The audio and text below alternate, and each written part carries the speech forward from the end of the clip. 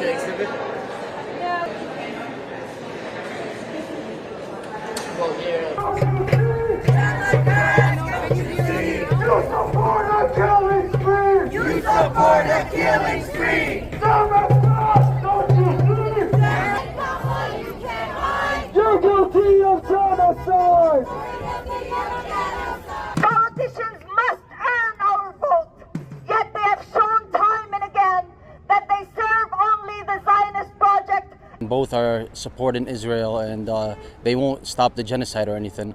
And for that reason, they want to abstain from it.